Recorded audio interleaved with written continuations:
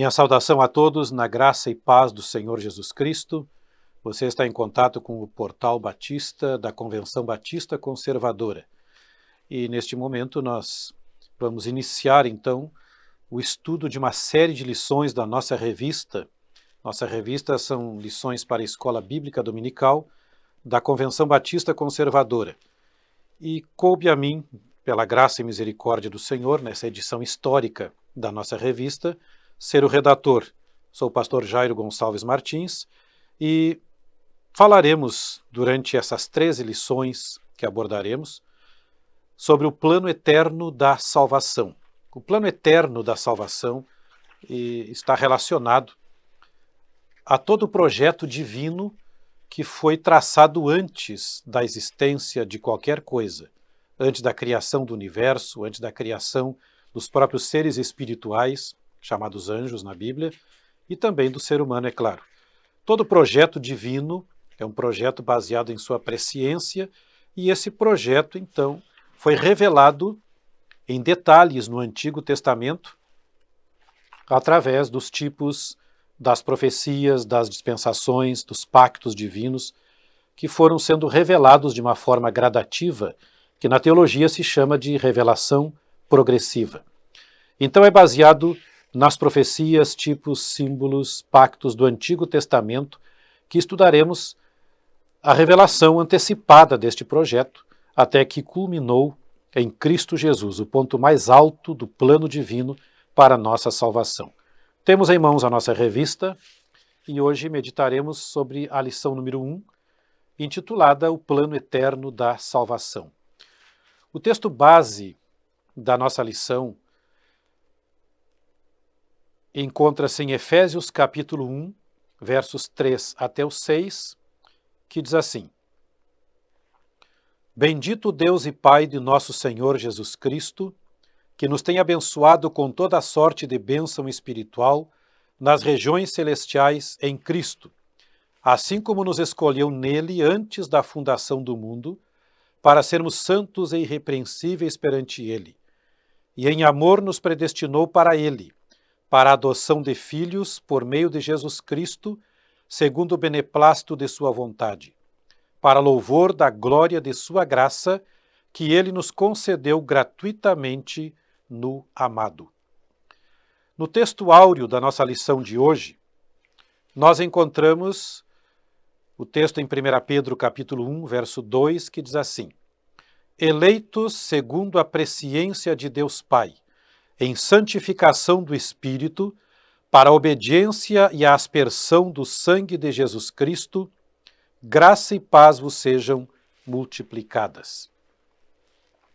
O plano eterno da salvação, ele foi traçado, como o próprio título diz, antes mesmo que o universo fosse criado.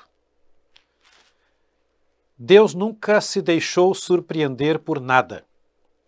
Quando, segundo a revelação bíblica, Satanás usou a serpente e tentou Eva, e depois induziu Adão também a pecar contra Deus, Deus não foi apanhado de surpresa, não criou um plano contingencial, pelo contrário, Deus estava com tudo pronto. Deus sempre se antecipa a qualquer coisa. E no primeiro tópico da nossa lição de hoje, para os alunos que estão acompanhando, na página 9 nós temos a presciência de Deus. O que é a presciência? A palavra presciência significa conhecimento antecipado. Deus não apenas conhece todas as coisas que estão acontecendo agora, como sabe tudo o que já passou, mas Deus conhece o futuro. Para ele, o passado, o presente e o futuro são a mesma coisa. A palavra nos diz que Deus é de eternidade a eternidade. Então, quando ele criou todas as coisas, ele estabeleceu o tempo contado pelo movimento dos astros para o ser humano. Nós contamos nosso tempo, nossa vida, em dias, meses, anos, décadas, milênios, mas com Deus não é assim.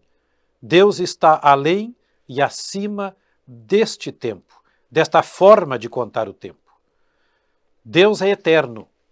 Tanto a eternidade passada, quanto o presente, quanto a eternidade futura são a mesma coisa para Deus. O conhecimento dele é absoluto. Inclusive com respeito ao futuro, Deus conhece todas as coisas, inclusive os acontecimentos e as ações contingenciais dos seres humanos, ou seja, aquilo que poderia ter acontecido, mas não acontecerá. Deus tem todo o conhecimento. Se ele tem onipotência, onipresença e onisciência, este conhecimento absoluto se estende também para a eternidade no futuro. Isto é a presciência divina. E todo o projeto de salvação da humanidade está embasado na sua presciência. O apóstolo Pedro escreveu, temos aqui no nosso texto áureo, eleitos segundo a presciência de Deus Pai. Então toda a nossa salvação está embasada no conhecimento antecipado e veremos os detalhes no decorrer desta lição.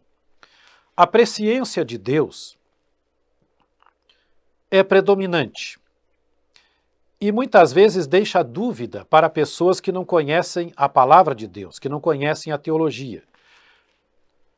No primeiro tópico, a presciência divina, no primeiro subitem temos a presciência e a entrada do pecado no mundo. A pergunta que muitos fazem é, será que Deus não sabia o que iria acontecer? Sim. Deus sabia que o inimigo tentaria o primeiro casal. Deus sabia que o pecado ia entrar no mundo, sabia que Adão e Eva iriam ceder à tentação, que não resistiriam. Deus também sabia que a fraqueza humana iria levar o ser humano a pecar, como aconteceu já em épocas passadas e acontece no presente. Por exemplo, depois da queda, pouco mais de 1000 anos depois da queda de Adão e Eva e da expulsão do paraíso, a humanidade se tornou insuportável na presença de Deus.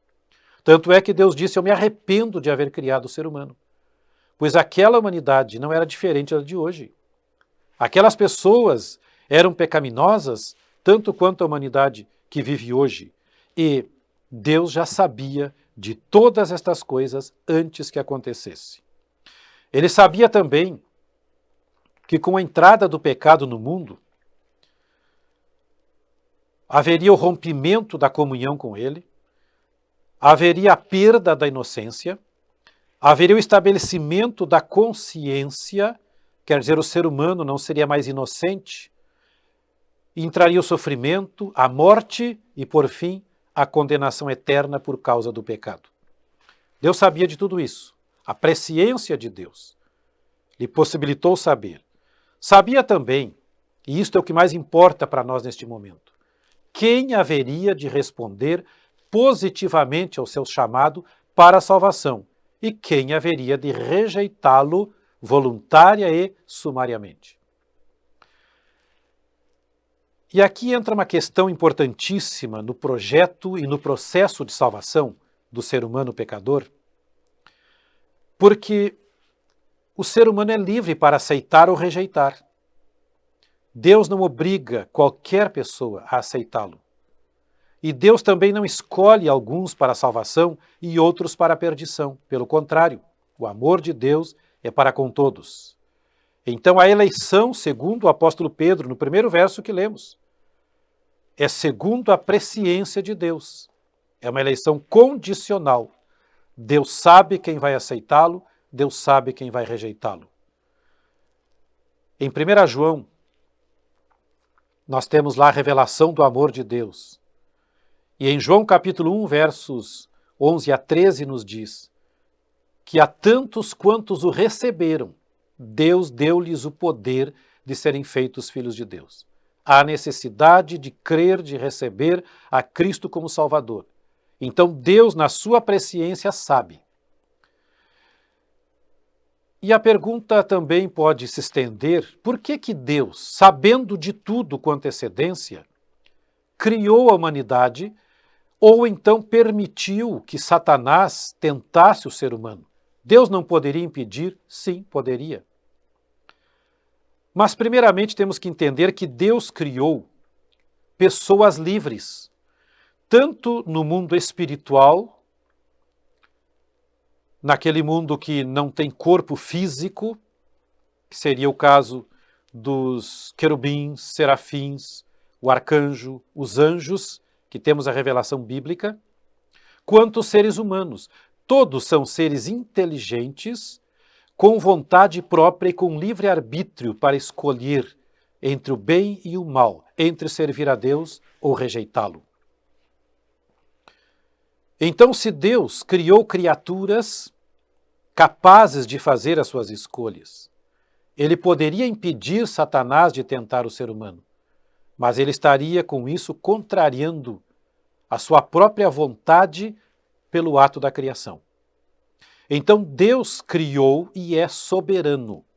A soberania de Deus se revela em múltiplas formas. E aqui no ponto 2 nós temos sobre a presciência e a soberania, que nos mostra que primeiramente os planos de Deus são imutáveis. Quando Deus cria alguma coisa, ele cria com soberania. O plano, o projeto de Deus sempre é perfeito. A imperfeição vem através da tentação maligna e através da pecaminosidade humana. Então Deus jamais poderia mudar o seu plano de criar um planeta, criar uma humanidade, e esta humanidade que ele criou para ter comunhão plena com ele. Deus jamais mudaria os seus planos porque algumas pessoas iriam rejeitá-lo, porque algumas pessoas iam preferir Satanás a Deus. Então todos os seres criados, sejam eles espirituais ou sejam eles humanos, devem se adaptar a Deus e não Deus se adaptar aos seres.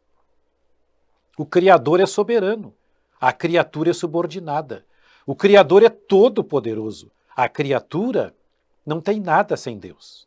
Não tem nem vida, porque a vida veio dele. Portanto, a soberania de Deus é que importa neste momento. Deus conheceu, sim, mas Deus jamais vai se subordinar a alguém que preferiu a incredulidade, a imoralidade e a pecaminosidade. Mas a mesma presciência de Deus que revela seu conhecimento, a sua soberania, também revela a sua misericórdia. E a misericórdia de Deus, que age junto com o amor, esta misericórdia também foi revelada já no projeto original. Observe, amado ouvinte, que estamos meditando aqui sobre o plano eterno. Não estamos falando de um plano contingencial, de alguma coisa criada de última hora, um plano B. Para Deus não existem planos a não ser o plano original. Não há plano B para Deus. Deus sempre se antecipa. E mesmo sabendo que muitos iriam se desviar do seu caminho, ele continuou no seu projeto original. Mas ele, antes que tudo acontecesse, planejou a salvação. Isto é um ato de misericórdia. Isto é um ato de amor. Isto é um ato de bondade. Porque Deus, nos seus atributos, ele é eterno, é poderoso, é soberano, mas ele é bom. Deus é amor. Então ele sempre desejou ter comunhão plena com todo ser humano criado. Jamais foi projeto de Deus que o ser humano se desviasse do seu caminho.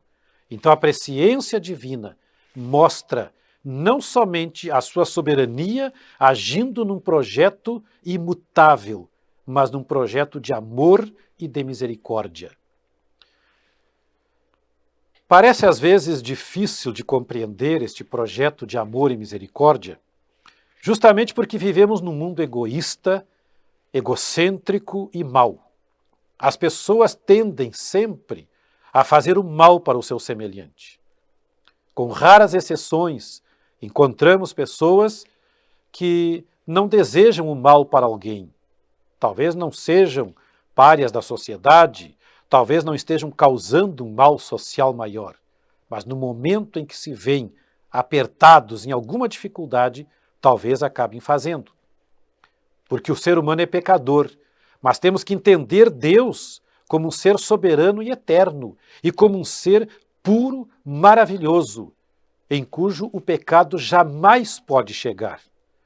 Então Deus é perfeito, e mesmo sendo presciente, sabendo de tudo, ele apresentou a solução que é o seu ato de salvação, este projeto maravilhoso traçado antes que o mundo existisse. No ponto 2 da nossa revista, página 10, nós encontramos o planejamento divino. Deus é presciente, seu plano é eterno, e este planejamento, como já foi falado aqui, repito, foi feito antes que o mundo existisse. O planejamento de Deus foi para a salvação de todos os pecadores. O planejamento foi para a libertação. E foi um plano completo que não deixou nada a desejar e nem um item sequer que necessitasse de correção futura. Deus sempre se antecipa com absoluta perfeição. O planejamento contou com acontecimentos definidos. Foi um plano inteligente e ordenado. Nada foi aleatório, mas tudo obedeceu ao projeto original, que foi revelado logo após a queda do homem.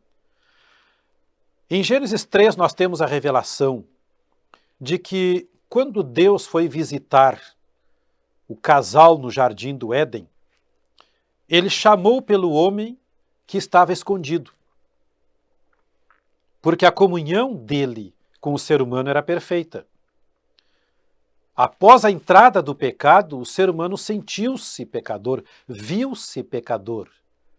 E era uma questão real, porque a espiritualidade não é simplesmente um sentimento, um pensamento abstrato. Não, a espiritualidade é algo real, tanto quanto o nosso corpo físico é real.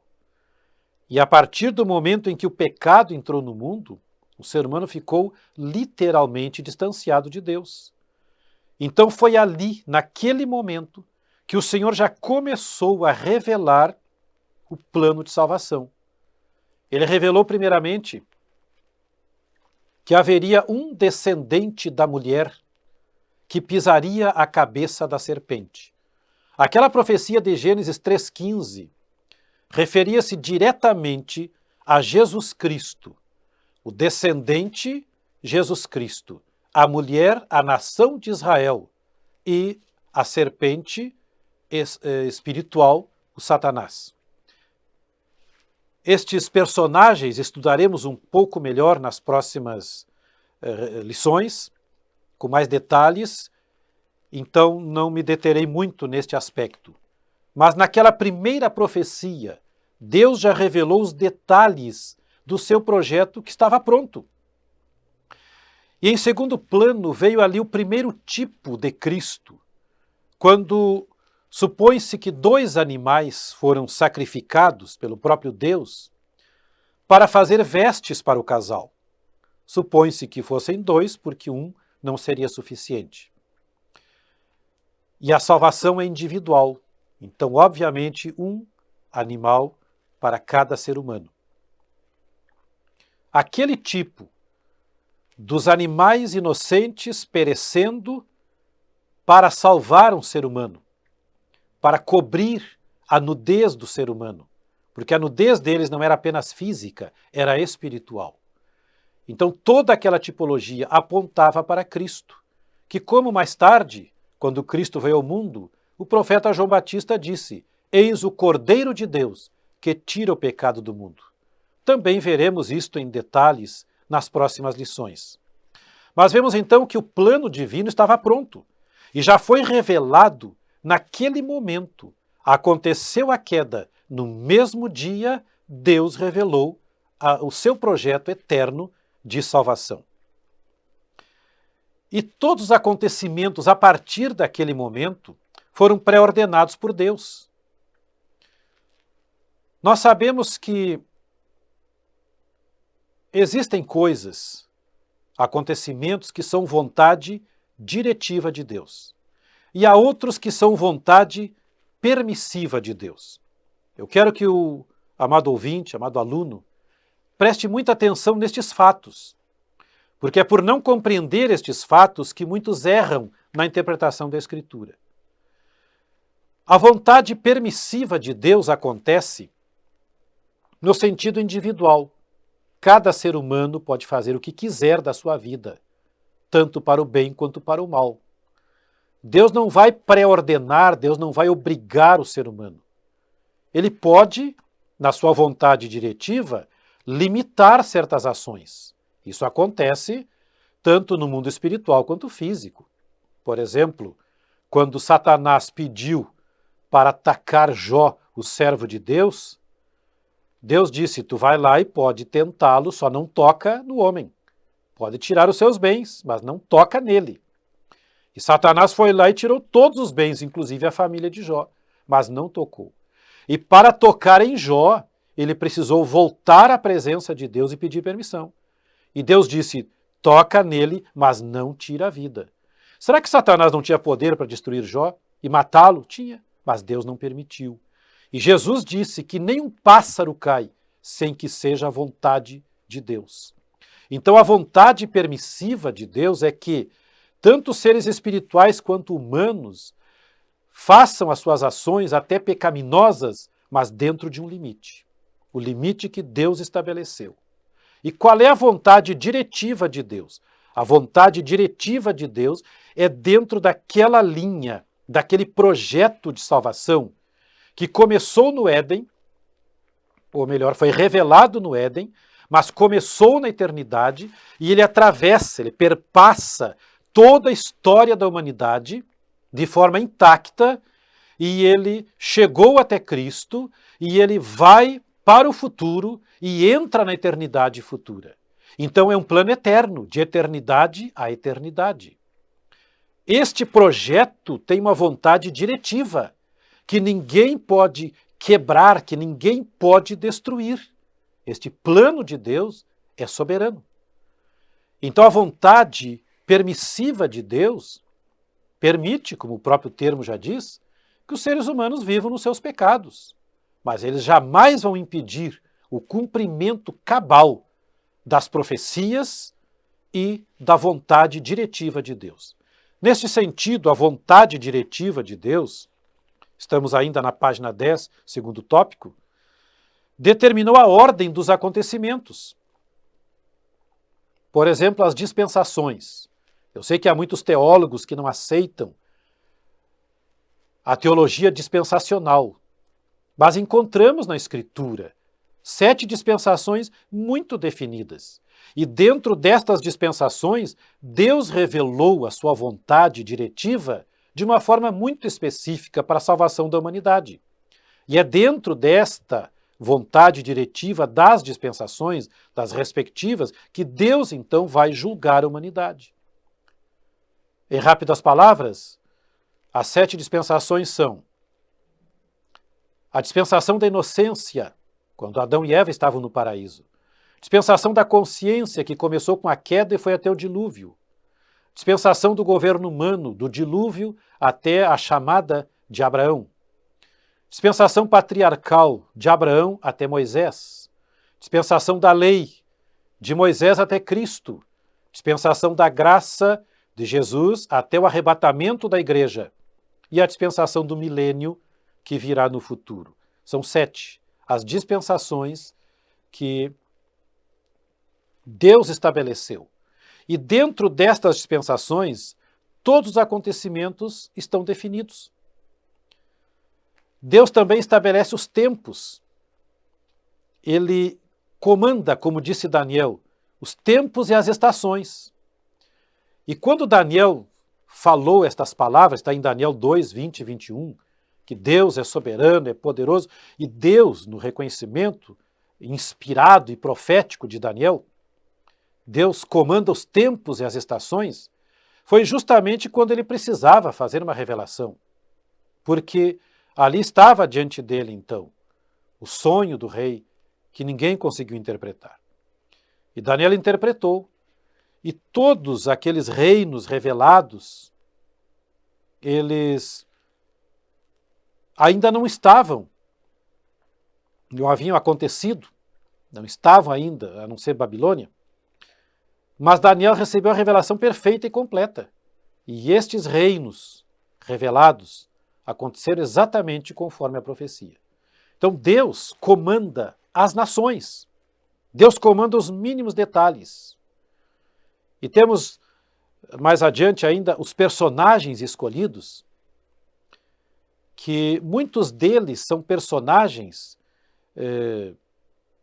investidos de autoridade, como era o caso do rei Nabucodonosor,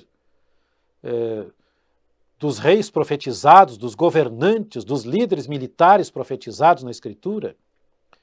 Por exemplo, na profecia da grande estátua lá em Daniel, com a cabeça de ouro que representava o império e o rei da Babilônia, peito de prata que representava o império medo-persa, ventre de bronze que representava o reino grego, e pernas e pés de ferro que representavam o Império Romano. Então veja que todos aqueles reinos profetizados, Daniel teve a visão da perspectiva divina depois, porque o homem olha para o mundo e enxerga coisas gloriosas, muito valiosas, mas Deus olha de cima e vê o aspecto espiritual. E os mesmos reinos foram mostrados para Daniel como feras terríveis, devoradoras, destruidoras.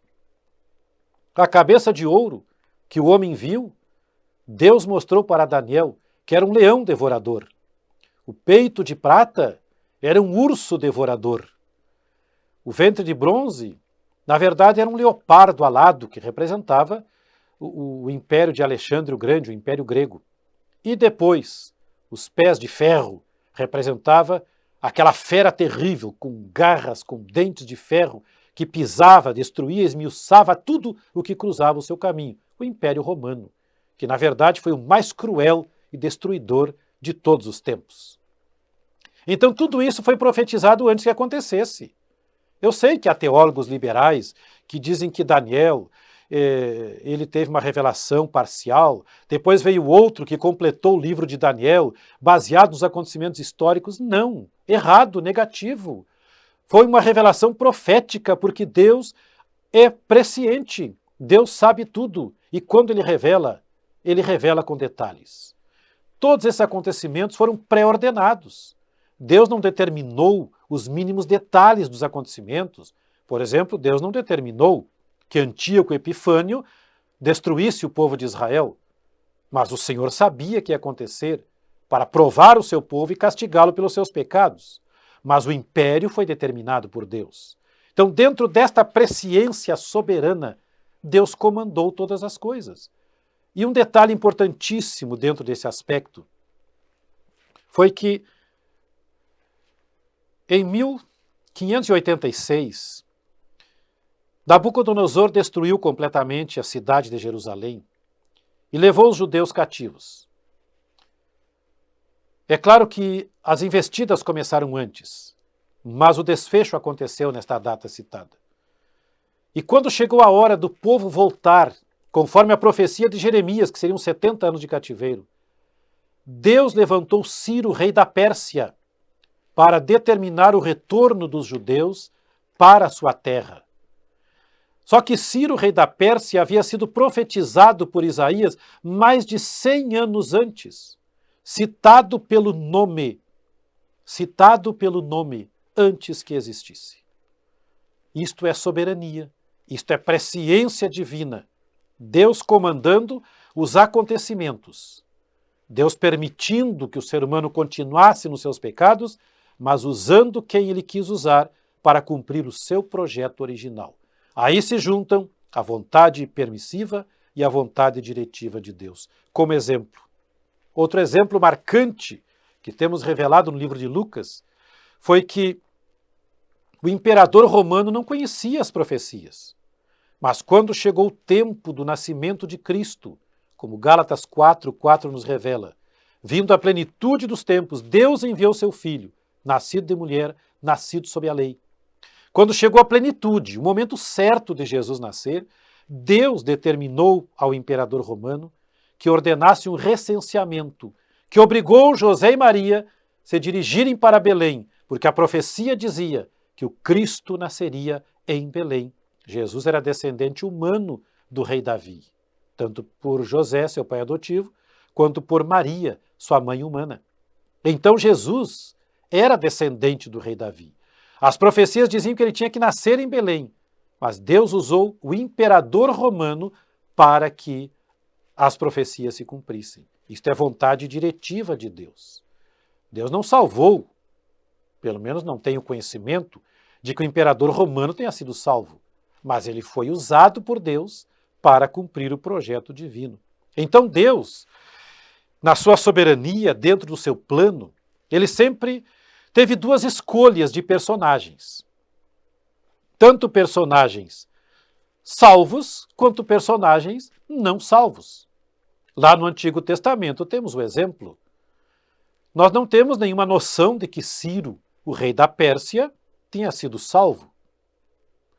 Talvez até, Deus é misericordioso, pode ser que o Senhor tenha se revelado a ele e ele tenha crido no Deus de Israel quando ele teve conhecimento das profecias.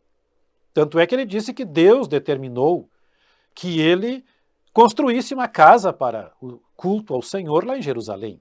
Talvez ele tenha se convertido. A semelhança de Nabucodonosor, que era hostil a Deus e ao povo judeu, mas quando ele pastou como animal por 7 anos, por castigo divino, e depois Deus lhe restaurou tanto a consciência, a humanidade, quanto a dignidade real, ele reconheceu e exaltou a Deus. Inclusive estabeleceu um decreto de que quem desobedecesse, quem perseguisse, quem descresse em Deus seria castigado. Pode ser que eles tenham sido salvos. Não sei se o imperador romano foi salvo. Agora Deus usa quem ele quer. E o Senhor usou muitas pessoas incrédulas para cumprir o seu projeto original. Aquele indestrutível, independente dos reinos do mundo, do governo, da ideologia, o projeto de Deus continua intacto. Mas o Senhor também chamou pessoas que creram nele, como foi o caso de Abraão, de Moisés, de muitos outros, o próprio Melquisedeque, que foi um sacerdote de Deus contemporâneo de Abraão, chamado pelo Senhor. Não era da nação de Israel, provavelmente fosse cananeu, porque ele era ali de Jerusalém, talvez fosse até um jebuseu, mas ele era um sacerdote de Deus. À semelhança de Noé, à semelhança de Enos e outros que serviram ao Senhor, que cultuaram, que serviram, que cumpriram um propósito. Então Deus sempre chama, o Senhor sempre vocaciona no seu projeto pessoas que creiam nele. E a revelação deste plano foi sendo gradativa, foi sendo uma revelação progressiva. E isso é importante para compreendermos as dispensações e toda a revelação do Antigo Testamento. Porque todas as 13 lições desta revista, elas estão embasadas no Antigo Testamento. O Antigo Testamento é a base sobre a qual o Novo Testamento foi construído. Só que a revelação de Deus no Antigo Testamento não foi uma revelação integral, instantânea. Foi uma revelação que aconteceu de forma gradativa, progressiva, durante milênios. Pela cronologia bíblica, mais de 4.000 anos de revelação divina, até que toda a verdade fosse revelada e tivéssemos uma Bíblia escrita, inspirada pelo Espírito Santo, com toda a revelação necessária para a nossa salvação. Revelação progressiva, que começou em Gênesis, mas saliento, amado ouvinte, encerrou em Apocalipse. Deus não continua revelando hoje coisas novas. O apóstolo Paulo mesmo escreveu: se alguém vos pregar outro evangelho, fora deste que temos pregado, seja anátema. Lá em Gálatas 1, 8 e 9. Ele repete: outra vez vos digo, seja anátema. Portanto, a revelação de Deus encerrou-se no Apocalipse. Revelação escrita. Toda a revelação hoje, toda a profecia, ela precisa estar embasada na Escritura. Então, esta revelação maravilhosa o Senhor foi dando, e hoje nós temos a revelação do projeto divino completo em nossas mãos. Glórias ao Senhor por isso. Dentro do projeto eterno de salvação de Deus, nós temos a questão da eleição. Nós lemos aqui no nosso texto base, e no nosso texto áureo também, sobre a eleição de Deus. Texto áureo, eleitos. E no texto base nós temos no versículo 4, que é o segundo versículo citado, assim como nos escolheu nele antes da fundação do mundo. E no versículo 5, e nos predestinou para ele, para a adoção de filhos. Esta questão da eleição, predestinação, escolha antecipada, que são sinônimas, é uma questão controversa na teologia, e há linhas teológicas que defendem que Deus, pela sua soberania, ele escolheu alguns para a salvação. Porque Deus é soberano, a salvação é dele e ele escolhe quem quer. Deus não é obrigado a salvar ninguém. Muito bem, essa é a teoria. E então, aqueles que não são escolhidos não têm oportunidade de salvação. Quando há um questionamento desta teoria, dizem que o ser humano é responsável pelo seu pecado e Deus não tem obrigação de salvá-lo. Então, há uma controvérsia entre o amor de Deus e a justiça de Deus. Enquanto que a Bíblia diz, o apóstolo Paulo foi claro escrevendo, que a misericórdia triunfa do juízo. Como se explicar, então?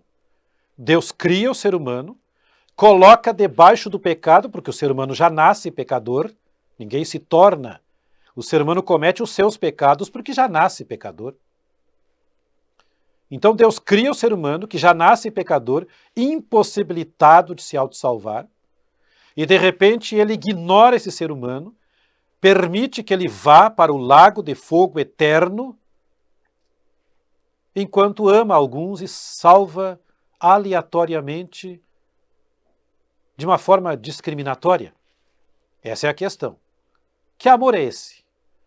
John Wesley, um teólogo renomado, arminiano convicto, de alguns séculos atrás, dizia que esse tipo de amor é um amor de gelar o sangue nas veias. E eu concordo plenamente com ele. Porque a eleição divina, conforme a Escritura, funciona de forma diferente. A eleição divina, ela acontece em duas circunstâncias que precisam ser esclarecidas para entendermos o que é eleição. Primeiramente, a eleição acontece com pessoas ímpias para um propósito, como já vimos no tópico anterior. A eleição divina, que estamos meditando agora na página 11, ela pode acontecer com pessoas ímpias, que nunca serão salvas, mas que Deus apenas as usará para cumprir um propósito. E não serão salvas, não porque o Senhor as tenha rejeitado, mas porque elas não abrem o seu coração para a obra que Deus quer fazer. Isso aconteceu com o Faraó. O Faraó tinha o coração fechado.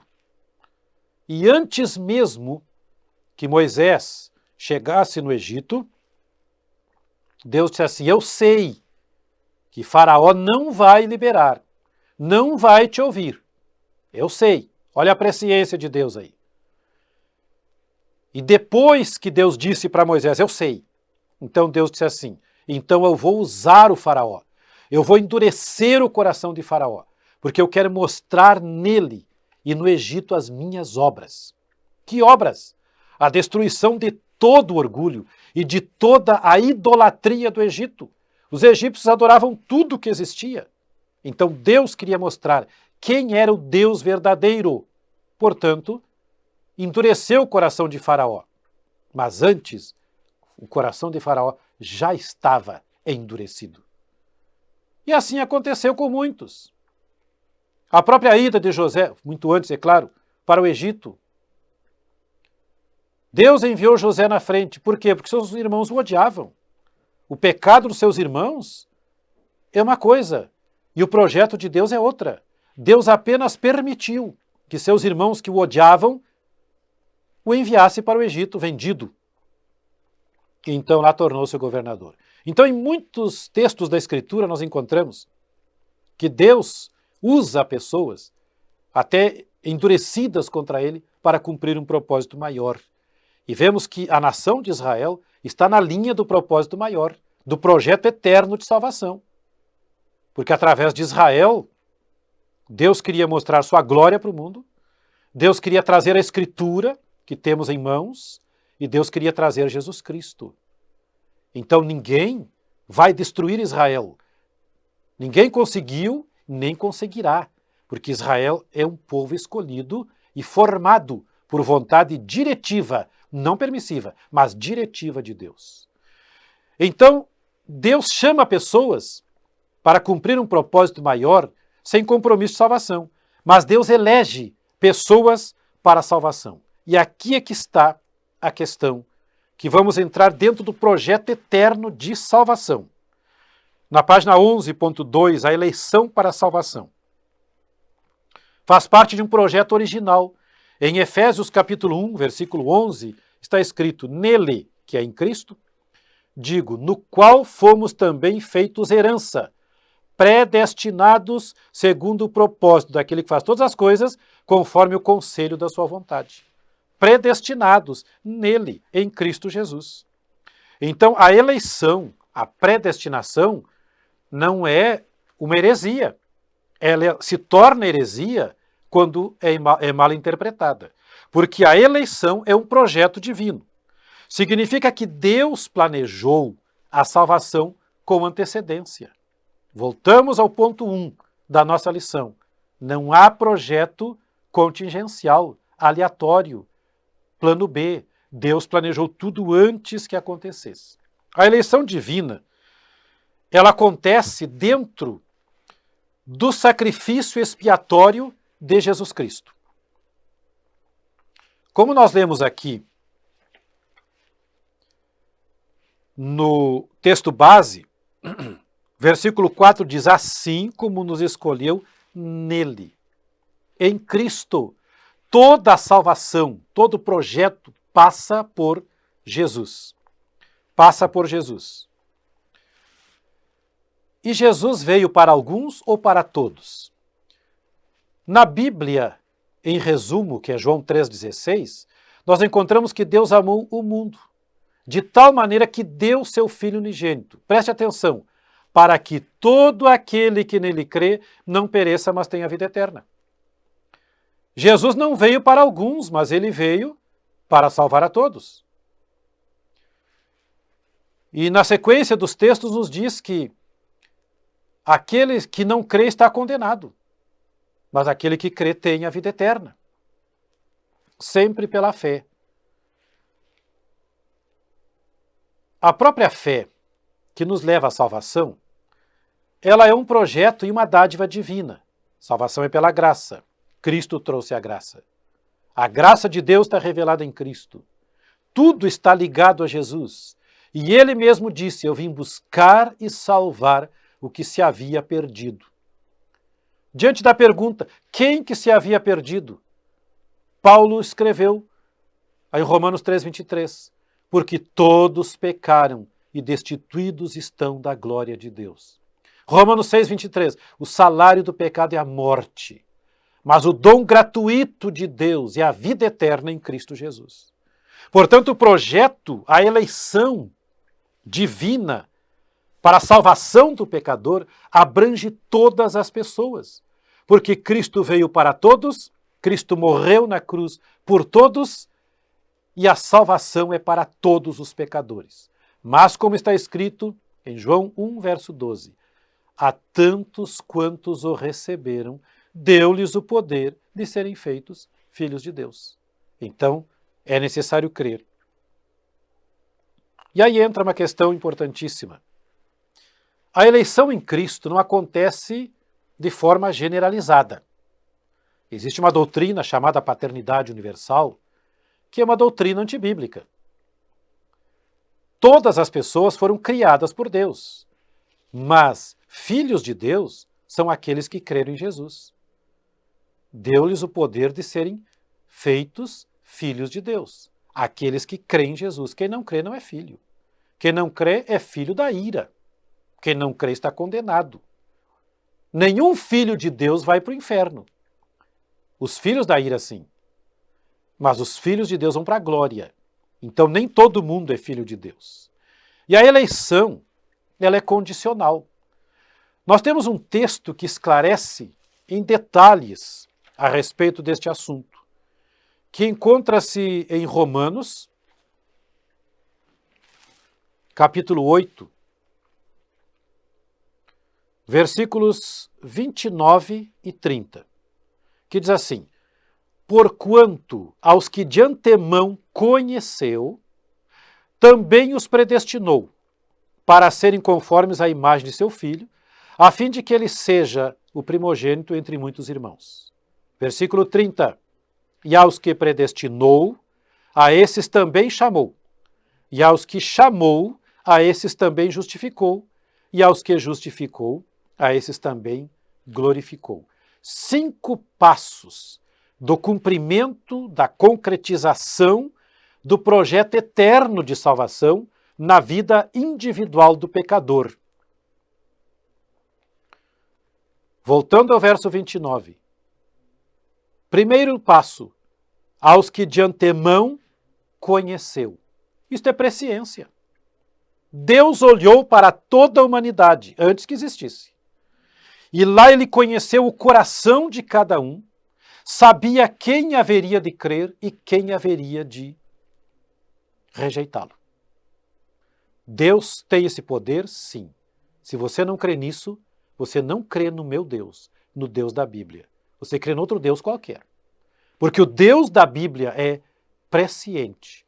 E o texto diz que de antemão conheceu. Conhecimento denota conhecer profundamente, porque o ser humano é espírito, alma e corpo.